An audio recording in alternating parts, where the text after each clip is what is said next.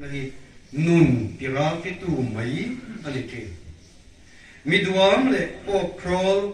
mi pom ham lệ oi sak nei lo ram lệ photlang aya ma ni pum pur ma chuan te hian kan ram ma son na tur hi an ti thuan opa kan nam poi hi an soi ani ram lệ nam humhalh tur chuan kan ra do tur wai sar prab zi ami an nitlat ani ra ma zam ngai lo mi zo tlang wa ro hi kan ra do la ka hian kan to do nam ni arem lo hang to hi arem lu lo hang he nom ei che tu thil duam lo tin re te la ka to lo wa ding nom tu zo lu la le kan wa ten ram le nam humhalh kum kan puang le ta a hem le na le he ram he nam ei che tu su ru tin re ten lo shemo se la ra ma zam ngai lo zo chalai ro ten in la ka in do pui kan puang e tin wai me te au so u panina chuan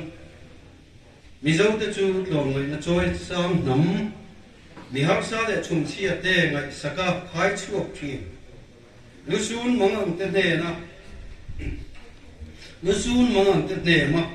duam nom thi mal tlak aya in lom tom thi hu ho nun thia tak nam an ni a chu tiang dam le khathiam po mi hring za som suang om na lali su zui tu mi zo Christian te ngai tu oma eng ti ding thei nge mo kan ni ngai le mai turin ram le nam humhalh kum pon non on mai angai ta thi eng ti zi nge ni ang ti hi ngai tu na lu pakhat chu ni ho teu in chan chuak turin che in la tak te angu mizo te le mizo rami American novin min humhalh don an ni ngani thei la bang mani ram chan huai Ukrainian hovin min chan don an ni ang chu po ngai lo bang te ro lom ve lo lan nu ro pui li ani tu chuan zo fakin te kan ni ngai lom te ro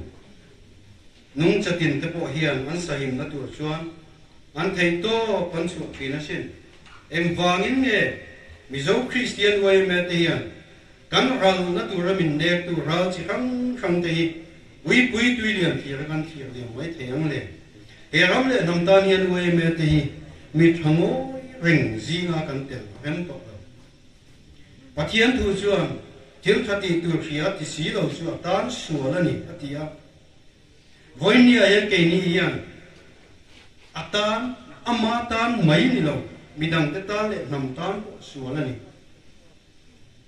ti si lo kha ti tu khia thil thati tu khia ti si lo zinga kan tel arem lo bang mi thango ren zinga kan tel arem tok lo nang le ke kan ram hian min awani he ram le nam chan chuak tu hian aman pe ngai ni tro